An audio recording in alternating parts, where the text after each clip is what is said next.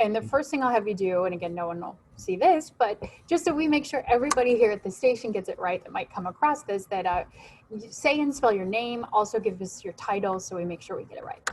Sure. So it's Mark Swaim Fox. Mark is with a K, and it's spelled S-W-A-I-M like Mark, hyphen F like Frank O-X. So Mark Swaim Fox. I am the executive director of the Cleveland office of Facing History and Ourselves. All right. And how long have you been with Facing History? I'm in my 21st year at Facing History. And I taught Facing History for 10 years prior to that. So I've had a long relationship with Facing History. So that's a great place to start then. Let's, because I was going to ask, how you found Facing History, how this became your job 20 years ago, but it sounds like your connection started even prior to that. Yeah, I can't look at you, right? I'm You sorry. can. We're all, I think viewers at home, so used to seeing us interview people this way. Yeah. If you just want to look at me and that's more natural, that's what I typically do. Because Okay. I just feel like it's so awkward to like stare at the little eyeball camera instead of your face.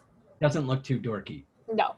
Okay. So I was a second year teacher. I started my teaching career in Boston. And I was young and inexperienced, and my supervisor recommended I go and get some professional development. And he offered me to attend a workshop by Facing History and Ourselves at the Harvard Graduate School in Cambridge. And I went, and it changed my life. I went to a workshop, became trained by Facing History after that, and it changed the way my classroom, I interacted with my students, but it also changed the way I saw the world. So I then taught Facing History in Boston for about 5 years, then moved here to Cleveland and taught at Hathaway Brown. And Cleveland, they were starting this new program called Facing History and Ourselves at Hathaway Brown. And I had experience teaching it in Boston. And so they hired me. That was one of the reasons they hired me. And I taught Facing History at HB for 4 years. And in 1999, Facing History opened an office here in Cleveland, and I joined staff in 2001. It was the only way I was going to leave the classroom, was to join an incredible organization like this. And so Facing History as the national organization, how long has it been about? So Facing History and Ourselves is actually an international organization. It was founded in 1976. And so we currently have offices in 7 United States cities and 2 international hubs, Toronto and London, but we also have partnerships all over the world in places like South Africa, Israel, Northern Ireland, Rwanda, China. So we're an international organization. Has the mission changed since those first days, or are you still kind of working at the same problem? So the mission is the words have changed in our mission, but the mission really has pretty much been the same since 1976. And it's, if you'll indulge me to say it, because I'm proud of it and it's really bold. So Facing History uses lessons of history to challenge teachers and their students to stand up to hatred and bigotry. And so that's been at our core, really creating a world guided by compassion and understanding and knowledge rather than hatred and bigotry. That's been our mission since the beginning. So most of us and most of our viewers out there can remember, hopefully, a day or two of their high school history classes or their middle school history classes. What fundamentally, and I don't want to speak about any specific school or teacher or anyone, I'm not pointing fingers, but what fundamentally is sort of wrong about that stereotypical history class, the way we learn about some of these issues? Well, let me speak for me, because I don't want to speak for other people. I grew up and I had a history class that was largely about dates and times and memorization of facts and timelines and who's who. And I bumped into a lot of people who've had a very similar experience with history. We approach it in a much different way. We see history as a vehicle to understand human behavior. So we use the study of history as a laboratory to understand who we are as individuals.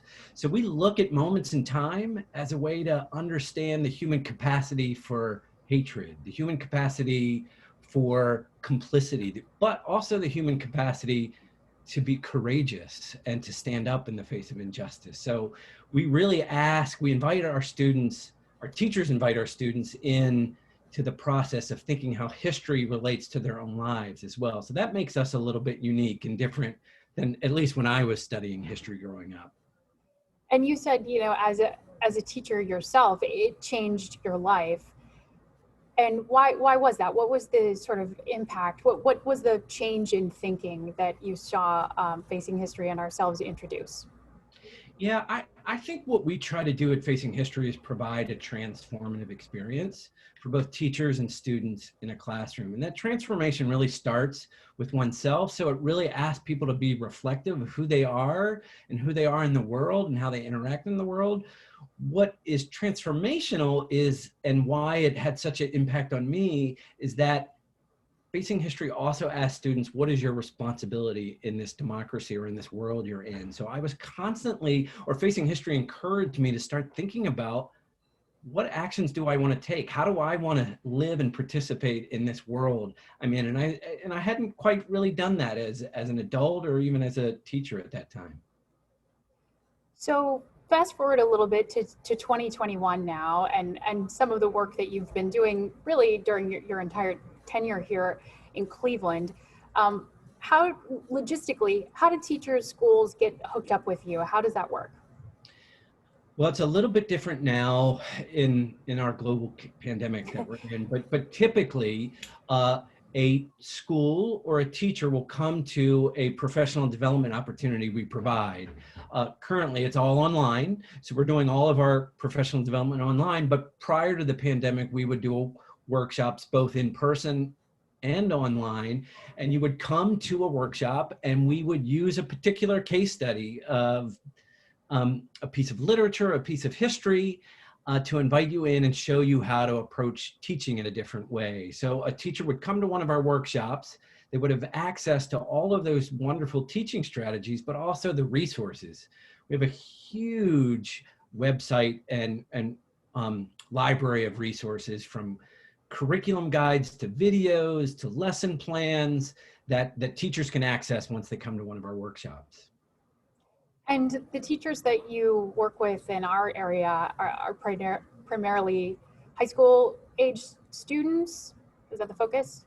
Yeah, so we have over 5,000 teachers that are actively using Facing History in our network in over 500 different schools. And about 98% of those teachers are middle and high school students. Most of the core resources that we offer are really directed towards adolescents and high schoolers. So yes, we work in middle and high schools all throughout Ohio, actually, in, like I said, over 500 different schools. And of course, it makes total sense that as it has in all the rest of the areas of our life, that the pandemic has influenced, you know, how you reach and how you commune with teachers and how they get your information. Has there been any silver lining in that? Like, have you been able to cast the net a little wider or something because you've moved resources online? Yeah, interesting. We've found a tremendous surge this summer in the number of teachers we could reach. Actually, we were providing workshops this summer about how to think about starting your classroom. This is back in September. How to think about starting your classroom in this pandemic that we're in. How do you invite your students back into the classroom? We launched here in Cleveland that my staff and I sort of led a series of workshops about thinking about your classroom and the start of the year. We actually had more teachers than we've ever had. And in fact, we not only had teachers here in Cuyahoga County, we had teachers from Cincinnati and Columbus. We had actually teachers from Portland, Oregon and California attend as well. That's what sort of the power of online learning can do, is sort of broaden the scope. So we actually have seen a growth in where we reach right now. And I guess I should ask you just again for sort of on background, but are you the only chapter in Ohio, or are there other Cincinnati or Columbus chapters? Right. So we're the only chapter in Ohio. The next closest office would be Chicago. We have a Chicago office and a Memphis office. So that's sort of, we cover the Midwest, these Kind of three. regional. Yeah, yeah, that makes sense. Um, so obviously, at the same time as we've all been dealing with this pandemic, there's been a social awakening, a reckoning going on, and that's how at least you and I, were introduced to each other. Yeah. So let's talk about that. How has that influenced facing history on ourselves, and what has that done for raising your profile with teachers? Yeah. So I might take a pause on this one. I want to Sure. be thoughtful about this. Okay. Am I doing all right? You're doing great. Yeah. Rambling? I don't know if I'm rambling. No, not at all. Mm-mm. Okay. Do you mind repeating just what again, just real quick? Sorry. Absolutely. Nope. Yeah. Don't apologize. So again, as we kind of talk about, as we look at the past year, we certainly think about the pandemic, but we also think back to the death of George Floyd, to other events, to Black Lives Matters protests, to things that have come forward and created sort of a sense of social awareness and reckoning around some of the issues that facing history and ourselves really delves into. How has that influenced you guys? Well, I want to say a couple of things about that. That's such a great question. So the work we've been doing for over 40 years is actually about exploring untold histories in our country. So we have been sort of confronting issues of injustice, certainly racial injustice, racial inequities for over 40 years as an organization. But as you said, sort of there seems to have been some type of awakening or reckoning that's happened recently. And in fact, I'm very proud of our organization that we have a whole department dedicated to teaching current events. We write lesson plans regularly to help teachers make sense of what's happening in the news. And we saw a tremendous spike after the lessons we released the day after the George Floyd murder.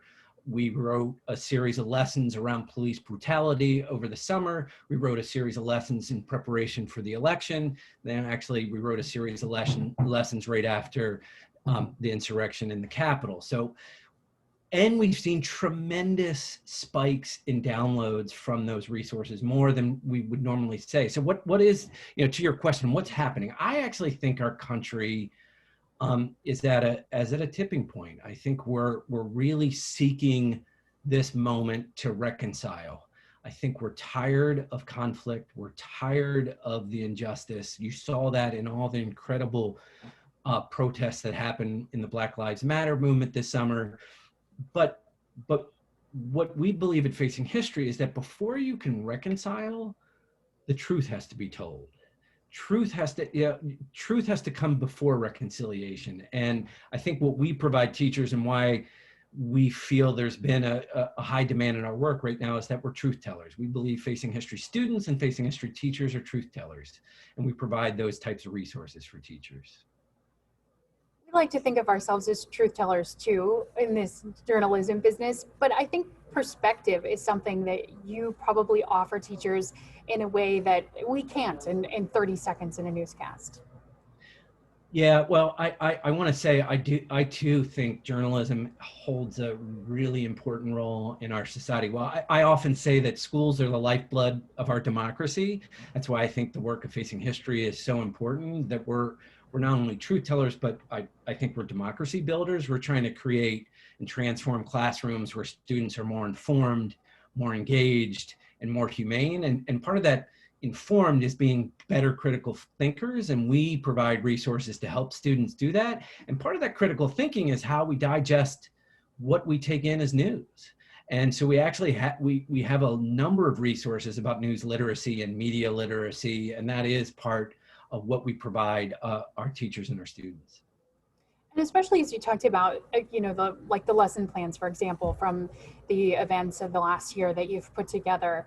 I would imagine that for an individual teacher out there who may recognize their own implicit bias, it can be hard to write something like that, to sit down and say, I know this is important for my students, but I don't know how to start this conversation in my classroom. Yeah, I think that's so true and so wise. Actually, I think our name, while it's a mouthful, is instructive. It's facing history and ourselves. And we truly believe you can't do the work of truth-telling or reconciliation until you start with yourself. So we spend in our approach to teaching and in our workshops a fair amount of time of helping teachers first unpack who they are as an individual in front of these students, and then help their students understand who they are. And in fact, adolescents love talking about themselves. It actually makes them more engaged and leaned into the learning process when they think it's about them. So yeah, starting and thinking about our own biases has to start with who we are as individuals. And that's a real core component of the work we do. I like that idea of, you said, adolescents like to talk about themselves. I think we all do in some ways. Yeah, it's interesting. We were asked by the Cleveland Metropolitan School District recently, days after the insurrection, to host just a post conversation with all of the school principals, all the K-8s and the high school principals. And we were honored that CMSD would reach out to us. And quite frankly, we just took some time to stop and say, where are we in this moment? How has this incident impacted us as individuals? How it's landed for us personally? But also as we begin to think about and unpack that, how can we be the best and most effective school leader possible? So yeah, I think it's important to slow down sometimes and think about who we are in this. I know we talked a little bit about it on the phone. Tell me about your relationship with Cleveland Metropolitan Schools and how you work with them on a regular basis. We've had over a decades-long relationship with CMSD. And in fact, back in 2012, when the district was going through the portfolio model, shifting to a portfolio model for their high schools, they invited us to submit, and we were accepted to start our own high school, which was based on the school we actually started in Manhattan, the Facing History School. And so we opened Facing History New Tech High School in 2012, and it's only one of 2 high schools in the entire country that has our name on it as an organization. So that began really an in-depth relationship with this district. But since that time, we're also a nationally recognized and research program around social emotional learning. And as you probably know, Cleveland is deeply committed to social emotional learning. That means sort of connecting not just the head, but the heart of what's happening in schools to students. And as a sort of reputable organization, we were awarded a contract to be the social emotional learning provider for all the high schools in the district. And that was written into the collective bargaining agreement with the union and the district a little over a year ago. So our relationship with CMSD is deep and long and very fruitful. That's very cool. And not specific, I guess, to CMSD with this question, but as you were speaking, I was curious, do you see in your office versus maybe your colleagues in other places around the country, is there something about Northeast Ohio or Cleveland that struggles with these issues a bit? I mean, I know when we look at the makeup of our city, we think of it at times as a very segregated place still, and with its fair share of problems around some of these issues. Yeah, what I have found, and I have actually traveled to all of our regional offices across the country in our 20 years and have facilitated workshops in each one of them. I actually don't think, well, first of all, I do think Facing History has a place everywhere, no matter what city you're in, no matter what demographic. What I will say is unique to Cleveland is we are dealing with tremendous segregation issues. I think we've been ranked in the top 5 most segregated large cities in the country for a number of different years. And so that is a little bit unique to places like New York or Boston, where we have offices as well. And so we lean into that. We actually try to bridge and build or break down those barriers and bridge those communities in some of our work. We partner schools on the west side with the east side, with religious schools and non-religious schools, with charter schools and independent schools, with Catholic schools and Jewish day schools. We actually have programs that sort of connect those schools around the issues that are core to our work. I feel like that must be really fruitful as well, to see sort of what can come out of those partnerships amongst the schools, just coordinated by you.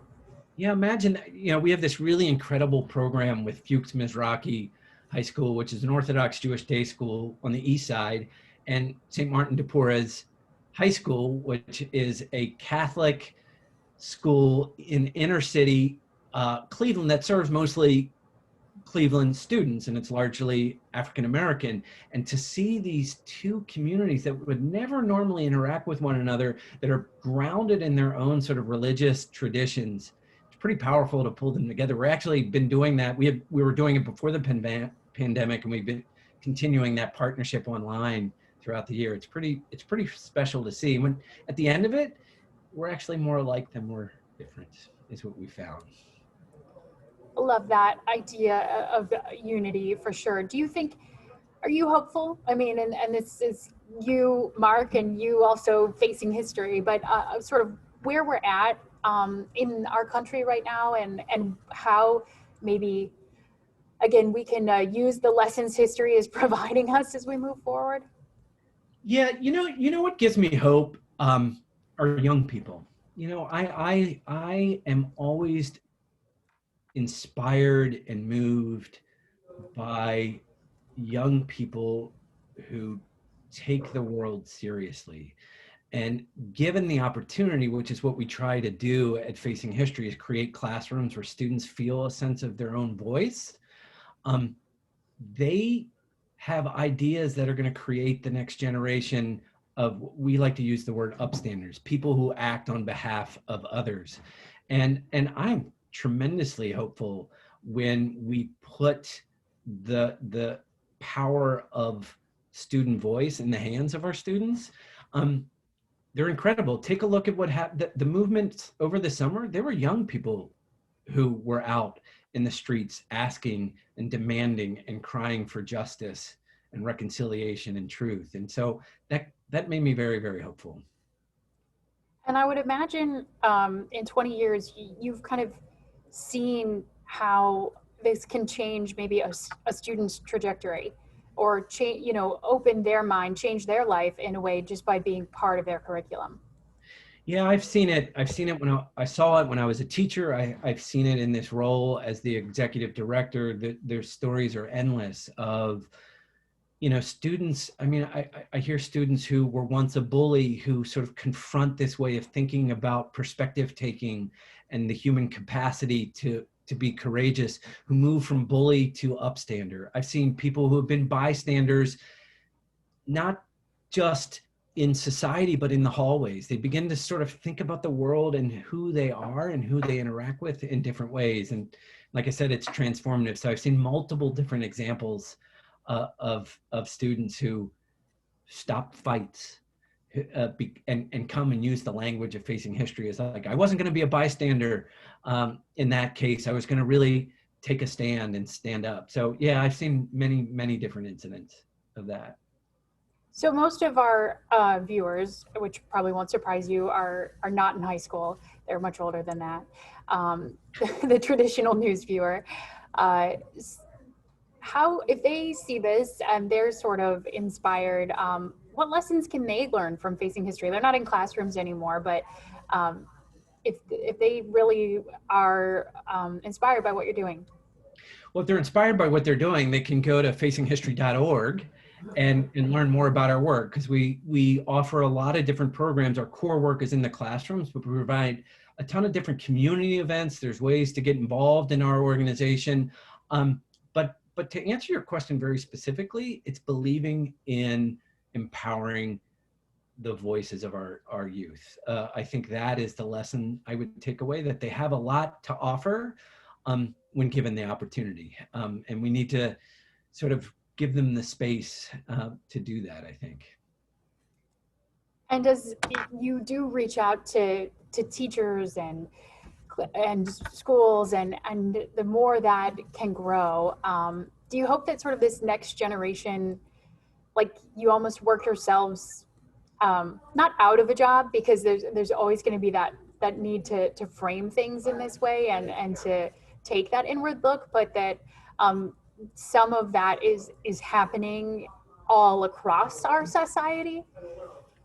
Yeah, I would say, look, our founder is a woman by the name of Margot Sternstrom, She was actually at that very first workshop I went to back in 1992.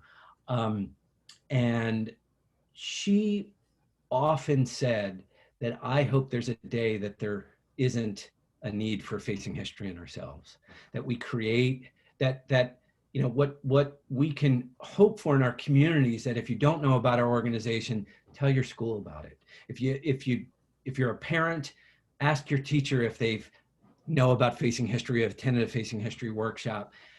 We want to have a larger footprint than we do now, and we believe the more people are thinking about the world in humane, informative, and engaging ways, the better off we're going to be as a society. So the more we want facing history in every classroom, in every school in America, in every school in at least Cuyahoga County, at least while I'm the director. So in any way to get involved, we would really encourage that.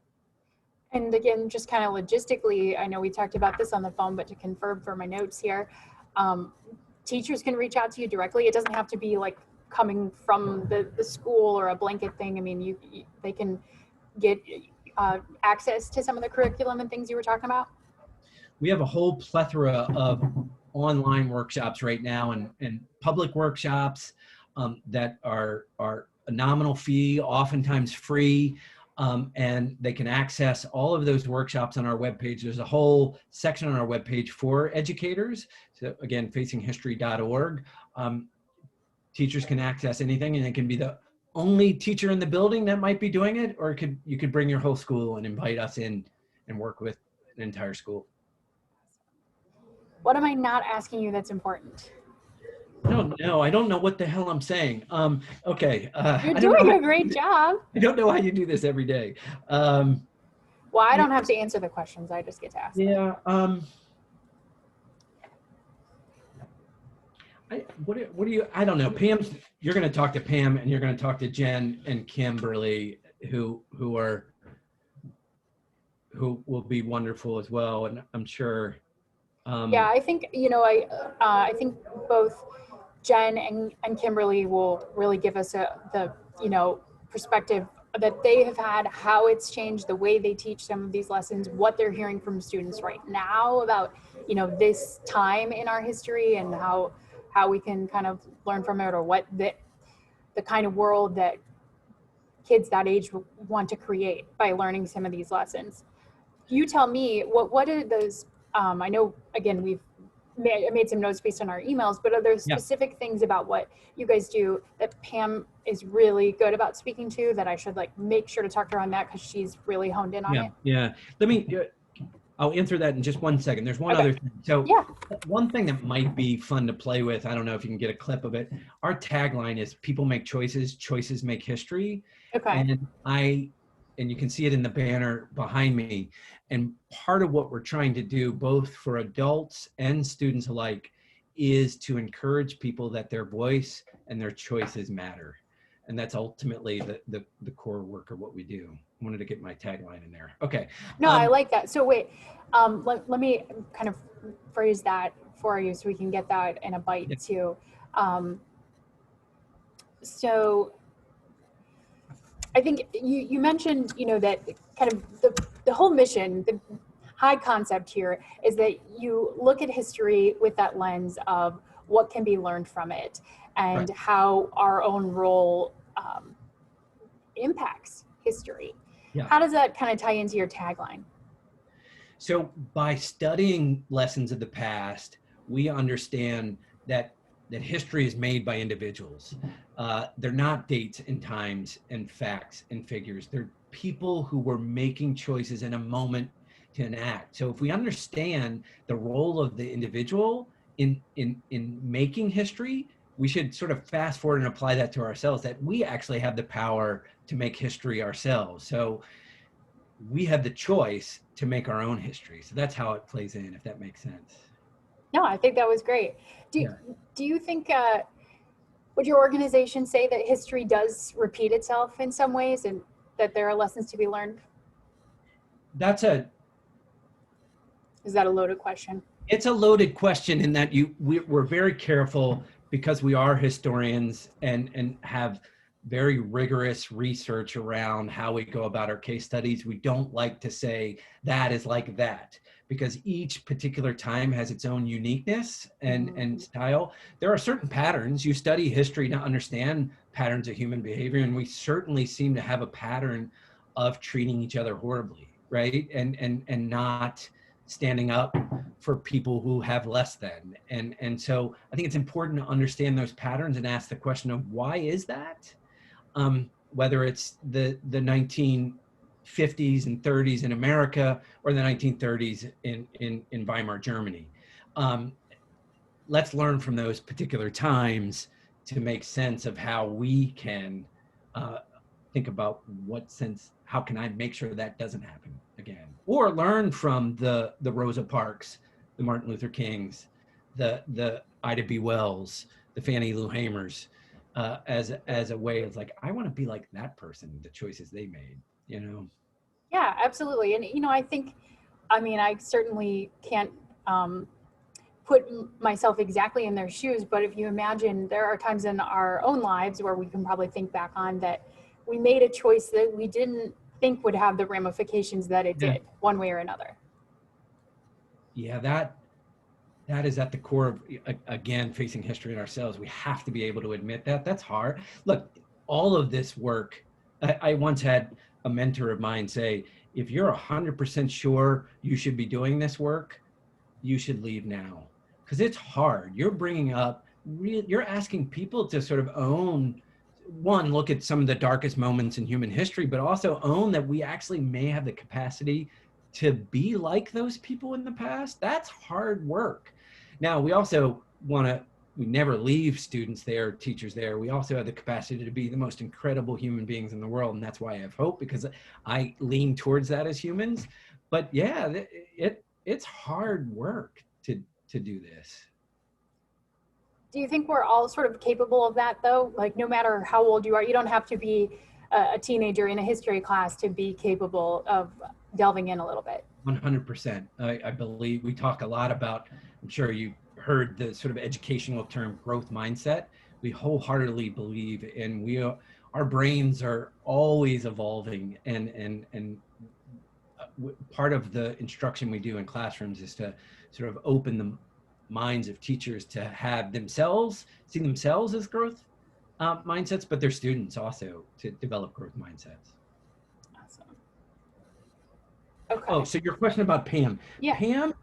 Pam is, she knows our work really, really well. Pam and I have worked together for 16 years.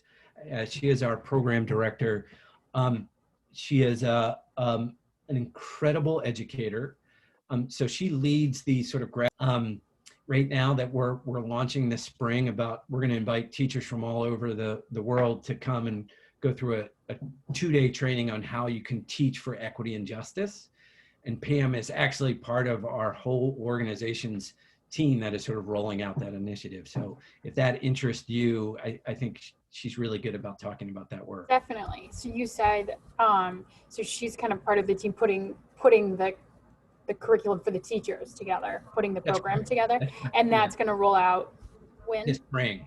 Yeah, we're sort of beta testing some of it right now with a core smaller group of teachers, but we're going to roll it out sort of organizationally this spring and into the summer. At least now, I'm sure it fluctuates, but how much of what you're doing and talking about with teachers is focused on race and equity at the moment? Yeah, so it's just given sort of the reckoning and the awakening we've had, it is by and large the single largest amount we're doing right now. But actually our organization started, our core seminal resource, the piece of content we started with was the Holocaust. And actually our core resource book is called Holocaust in Human Behavior, that now is in its 4th edition and over 40 years old. So while race and equity are central to our work right now, that doesn't preclude us from looking other moments.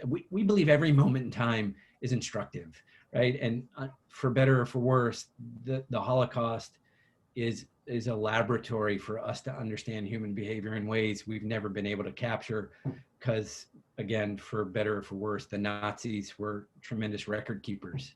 And we have sort of first person testimony into the minds of people who perpetrated those horrible acts. So we can get into those minds a little bit better than some other histories. So that's why we chose that resource. It does seem like the Holocaust, and I know, I mean, we've done some reporting on it here, you know, the idea that there are so many people, particularly young people, that don't believe that the Holocaust happened, that don't have a lot of information about it. But it seems like it's even like when I think of the insurrection, there are a lot of issues surrounding Holocaust that have bubbled up in the last few months. Yeah, it's interesting. One of the, you know, I talked about that Teaching for Equity and Justice is one of our major initiatives that Pam's involved in. One of my other colleagues in our office, Lisa Lefstein Baruch, is part of our other national initiative on contemporary anti-Semitism.